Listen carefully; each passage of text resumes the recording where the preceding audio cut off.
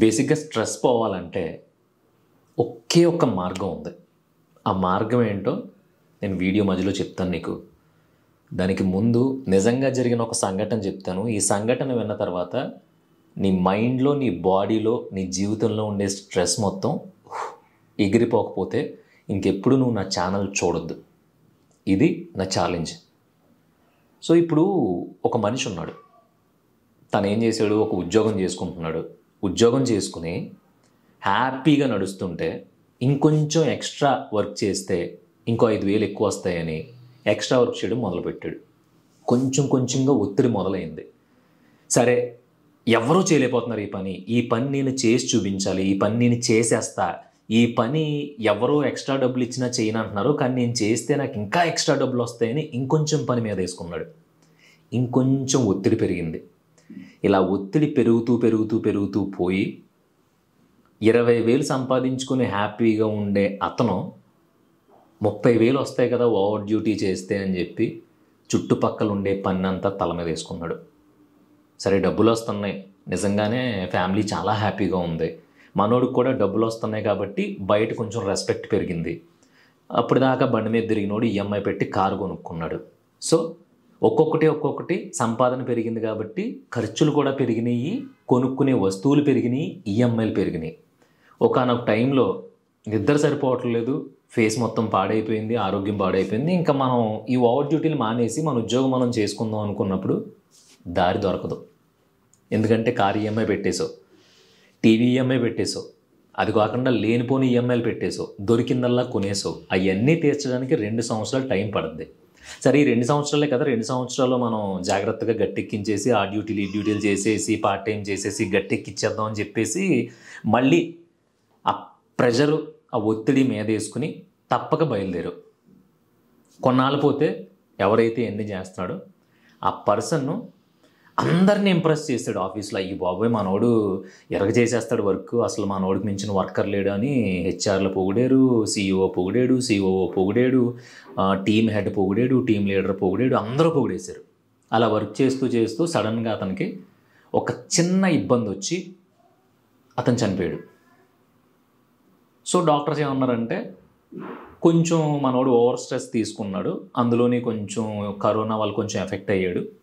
So ఇవన్నీ కలిసి ఆ ఓవర్ స్ట్రెస్ వల్ల బ్రెయిన్ స్ట్రోక్ వచ్చింది, పోయాడు అని చెప్పారు. ఏం జరిగింది? కంపెనీలో ఉండే అందరూ కూడా చాలా మంచి వర్కరు, మనం మిస్ అయ్యామని చెప్పి ఒకరోజు బాధపడ్డారు. కరెక్ట్గా 2వ రోజు వేరే ఎంప్లాయీని తీసుకొచ్చి జాయిన్ చేసుకున్నారు. వాళ్ళ కంపెనీ నడిచిపోతుంది, వాళ్ళ కంపెనీ హ్యాపీగానే ఉంది. కానీ ఆ మనిషి లేడు చూసావా, ఆ ఫ్యామిలీ మాత్రం ఆ ప్లేస్లో ఇంకొకరిని ఊహించుకోలేకపోయింది. ఇంకొకరు భర్తీ చేసే ప్లేస్ కాదు అది. ఒకవేళ నిజంగానే అదే 20,000 రూపాయల ఉద్యోగాన్ని జెన్యూన్గా చేసుకుని, ఇంకొంచెం తన స్కిల్స్ని అప్డేట్ చేసుకుని, ఇంకొంచెం తన చదువును అప్గ్రేడ్ చేసుకుని, లేదంటే కొన్ని కోర్సులైనా నేర్చుకుని వేరే ఉద్యోగానికి మారి ఇంకో 10,000 ఎక్స్ట్రా తెచ్చుకుంటే సరిపోయేది. అక్కడ కూడా జాబు అంటే కంపెనీని ఇంప్రెస్ చేయడం కోసం, బాస్ని ఇంప్రెస్ చేయడం కోసం, హెచ్ఆర్ని ఇంప్రెస్ చేయడం కోసం, ఎవడో కోన్కిస్గా గొట్టంగా ఇంప్రెస్ చేయడం కోసం పనంతా నెత్తి మీద వేసుకోకుండా నీకు ఇచ్చిన పనిని ఆన్ టైంలో బ్యాలెన్స్ చేసుకుంటూ నీ పని నువ్వు చేసేసి 6:35 నువ్వు లాగౌట్ కొట్టి బయటికి రాగలిగితేనే నీకు బ్రతుకుంటుంది. అలా కాదు, ప్రమోషన్స్ కావాలి, కార్లు కావాలి, బంగ్లాలు కావాలి, దున్నేస్తా, ఇరగదీసేస్తా, నా దగ్గర స్కిల్ లేదు కానీ గొడ్డు కష్టపడినట్టు కష్టపడి నేను అవన్నీ మీద వేసేసుకుని ఈఎంఐల్లో మునిగి చచ్చిపోతాను అంటే జీవితాంతం నీకుండే స్ట్రెస్ ఇంచు గడ్డిపోచంత కూడా తగ్గదు. అంటే ఏంటి పృథ్వీ, ఇలాగే బ్రతికేమంటావా? ఇంక మేము ఎదగొద్దా, మేము సంపాదించుకొద్దా అంటే నేను అదే చెప్తున్నా. స్మార్ట్గా తయారవు. నువ్వు డిగ్రీయే చదువుకున్నావు, నీకు 20,000 వస్తుంది. సరే, ఇప్పుడు ఎంబీఏ కట్టు, ఎంబీఏ చదువుకో. ఆ స్ట్రెస్ ఏదో 6 నెలలు చూపిస్తే ఎంబీఏ పాస్ అయిపోతావు. సంవత్సరంలో 6 నెలలు కొంచెం కష్టపడితే 2 సంవత్సరాల్లో ఎంబీఏ వస్తుంది. ఎంబీఏ అయిపోయిన తర్వాత దాంట్లో స్పెషలైజేషన్ ఉంటే రోజు అక్కడ ఓవర్ డ్యూటీలు, ఈడి సంఖ నాటి ఆడికి ఈడికి ఇంప్రెస్ చేయడానికి ఉపయోగించే టైంని నువ్వు అప్గ్రేడ్ అవ్వడం కోసం ఉపయోగించుకో. 50% స్ట్రెస్ తగ్గిపోద్ది. పైగా నువ్వు పాస్ అవుతున్నప్పుడు వచ్చే కిక్ ఇప్పటిదాకా నువ్వు పడిన కష్టాన్ని మర్చిపోయేలా చేస్తుంది. ఆ కొంచెం కష్టపడిన టైము లైఫ్ లాంగ్ నీతోనే ఉంటుంది. ఈరోజు ఏదో కంపెనీలో ఎవడో మనల్ని తమ్ముళ్ళ చూస్తున్నాడు, నా సాటి ఎంప్లాయీ ఆడు నేను జిగిడి దోస్తులు, అసలు మా బాసు నేను లేకపోతే కంపెనీయే ఉండదు అంటున్నాడు అని చెప్పేసి నువ్వు ఈరోజు ఎవడో సంస్థ గురించి గొడ్డలు చింపుకున్నావు అనుకో, రేపొద్దున్న నీకంటే ఒక 10% ఎక్కువ వర్కర్ దొరికినప్పుడు, నీకంటే స్కిల్ ఉన్నోడు దొరికినప్పుడు ఆటోమేటిక్గా నిన్ను పురుగుని చూసినట్టే చూస్తారు. ఇది గుర్తుపెట్టుకో.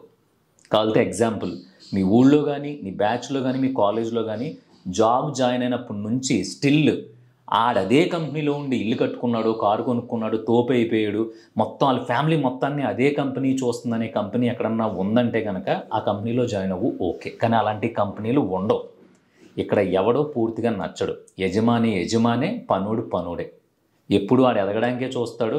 ఆడు ఎదిగిన ప్రతిసారి ఒక బిస్కెట్ వేస్తానికే చూస్తాడు తప్ప నీతో వచ్చేది కేవలం నువ్వు పెంచుకునే స్కిల్స్, నిన్ను నువ్వు అప్గ్రేడ్ చేసుకుంటే మాత్రమే చచ్చే వరకు నువ్వెవరి దగ్గర తలంచకుండా, గుడ్డు చాకిరీలు చేయకుండా, ముఖ్యంగా ప్రెజర్ పెట్టుకోకుండా బ్రతకగలవు. పాయింట్ నెంబర్ 2,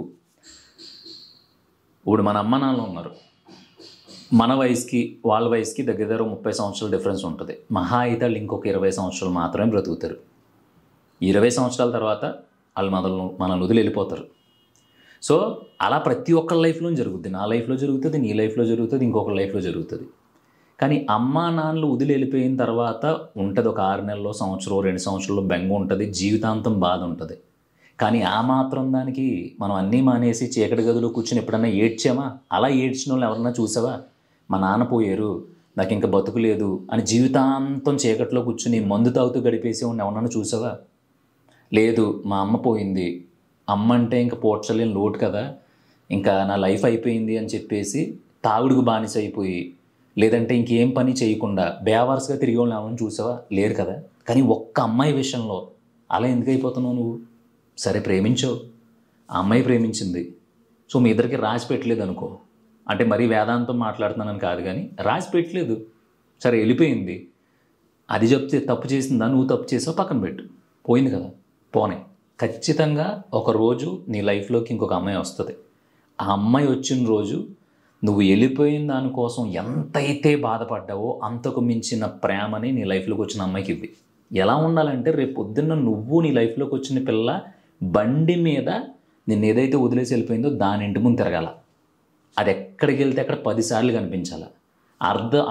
ఇంకా గట్టిగా మాట్లాడితే నాకు నత్తి కూడా వచ్చేస్తుంది. దాన్ని ఎదుర్కొండానే ముద్దు పెట్టి పడదు, ఇంత గొప్పగా చూసుకుంటాను నా పిల్లని నేను అని. అప్పుడు వాళ్ళకి స్టార్ట్ అవుద్ది ప్రెజరు, డిప్రెషను. నీకు కాదు. అలాగే అమ్మాయి కూడా వాడుకున్నాడు, సరే ఎవరికీ తెలియదు, నీకు ఒక్కదానికే తెలుసు, కుమిలిపోతున్నావు, ఆడపిల్లవు కాబట్టి ఇంట్లో చెప్పుకోలేవు, వదిలిపడదబ్బు. రేపొద్దున్న ఖచ్చితంగా ఒక సెటిల్ అయిన వాడిని తీసుకొచ్చి నీకు అంటగడతారు తప్ప రోడ్డుని తిరిగి వాడిని వచ్చి నీకు అంటగట్టరు కదా మీ ఇంట్లో. ఆడిని బాగా చూసుకో, అంతేగాని జీవన సరాగాల్లాగా గాల్లోకి చూసుకుంటా డిప్రెషన్లోకి వెళ్ళిపోయి కళ్ళ కింద డార్క్ స్పాట్స్ వచ్చేసి 25 సంవత్సరాలకి 45 సంవత్సరాల దాకా కనిపించావు అనుకో, చేసుకుని మూడుకు కూడా మూడు దొబ్బుతుంది. అందుకని ఇక్కడ ఏ మనిషి ఎవరో కూడా మనం అనుకున్నట్టు క్రియేట్ చేసి ఉండవు. మనమేమీ సూపర్ పవర్స్తో పుట్ల ఓం భీమ్ బష్ ఇది నాకు కావాలి అనుకున్న వెంటనే ఒక ఐడియల్ క్రియేట్ అయిపోయాలి మనతోనే ఉండడానికి.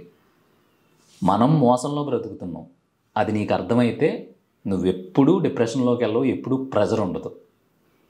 ఇక్కడ ఇన్ని హాస్పిటల్స్ ఉన్నాయి, ఇంత గొప్ప గొప్ప డాక్టర్లు ఉన్నారు, కానీ డబ్బులు కట్టింది ఎవడో వైద్యం చేయడు. ఇన్ని గొప్ప గొప్ప స్కూల్స్ ఉన్నాయి, ఇంత గొప్ప గొప్ప విద్యా సంస్థలు ఉన్నాయి, చదువుకునే వాళ్ళు బోల్డ్ మంది ఉన్నారు, టాలెంటెడ్ పర్సన్స్ బోల్డ్ ఉన్నారు, కానీ ఎవడో కూడా ఫీజు కట్టిందే అది బాగా చదువుతున్నాడు కదా అని జాయిన్ చేసుకోరు. ఏమన్నా 10,000% ఇస్తారు తప్ప. ఇవన్నీ మోసాలే కదా. బాగా చదువుకునే వాడిని స్కూల్లో జాయిన్ చేసుకుని చదివించవచ్చు కదా, చదివించరు. మరి అది మోసమే కదా. ఇన్ని మోసాలని కళ్ళెదురకుండా జరుగుతున్నాయి, ఇవన్నీ కామన్ అయిపోయినాయి కాబట్టి ఈ మోసాల్లో నీకు కనిపించట్లా. నీకు జరిగిన ఏదో చిన్న చితకాయ అన్నీ నువ్వు గుర్తు తెచ్చేసుకుని ఊహించేసుకుని నేను ఒక్కడనే మోసపోయాను, నన్ను ఒక్కడనే వదిలేశారు, నేను ఒక్కడనే ఇలా అయిపోయాను, నేను బాగానే ఉన్నాను జెన్యూన్గా, అయినా సరే మంచోళ్ళకి ఎందుకు ఇలా జరుగుతుందని నువ్వు ఒక్కడవే డిప్రెషన్లోకి వెళ్ళిపోతున్నావు. వాళ్ళందరూ పండగలు పబ్బాలు చేసుకుని హ్యాపీగా ఉంటున్నారు. అర్థమవుతుందా? ముందు నీ డిప్రెషన్కి కారణం ఎవరినో ఇంప్రెస్ చేయడానికి నువ్వు పడే తాపత్రయం, అది గుర్తుపెట్టుకో. సో ఎవరినో ఇంప్రెస్ చేయడానికి ఏదో ఎక్స్పెక్ట్ చేసేసి నువ్వు ఫస్ట్ గొడ్డలు చింపుకోవడం మానే, నీలా నువ్వు ఉండు. నువ్వు నచ్చినోళ్ళు, నీ బిహేవియర్ నచ్చినోళ్ళు, నీ లైఫ్ స్టైల్ నచ్చినోళ్ళు, నీ సంపాదన నచ్చినోళ్ళు, నీ హోదా నచ్చినోళ్ళు, నీ పలుకుబడి నచ్చినోళ్ళు, నువ్వు ఎలా ఉంటే అలా ఇలాగే బాగున్నావు అని అనుకున్నోళ్ళు మాత్రమే నీతో ఉంటారు. పెళ్ళమైనా, కొడుకైనా, కూతురైనా, అమ్మైనా, బావైనా, ఎవరినైనా సరే మనం ఇంప్రెస్ చేయాల్సిన అవసరం లేదు. ఎందుకంటే ఇంప్రెస్ చేసి తెచ్చుకున్న ఏ బంధం కూడా ఎక్కువ రోజులు నిలబడదు. సో ఇవన్నీ కూడా నువ్వు క్రియేట్ చేసుకున్న ప్రెజర్సే. ఒక కంపెనీని నువ్వు ఆకాశానికి ఎత్తేసి ఆ కంపెనీ ఎదుగుదల కోసం ఎంత పని చేసినా సరే ఆడి జీతం మాత్రమే ఇస్తాడు, ఇంక్రిమెంట్ మాత్రమే ఇస్తాడు. రేపొద్దున నువ్వు పోతే నీ ప్లేస్లోకి ఇంకొకరిని తెచ్చుకుంటాడు తప్ప జీవితాంతం నువ్వు ఎంతైతే సంపాదించావో అంతా నీ ఫ్యామిలీకి డిపాజిట్ చేయడు. పాయింట్ నెంబర్ 2, ఎవరైతే నిన్ను నమ్మించి ఇన్నాళ్ళు నీతో ఉండి వెళ్ళిపోయారో వాళ్ళ కోసం నువ్వు ఆ చీకటి కొట్టంలో కూర్చుని ఏడ్చినంత మాత్రాన వాళ్ళకి చీమంత కూడా ఫీలింగ్ ఉండదు.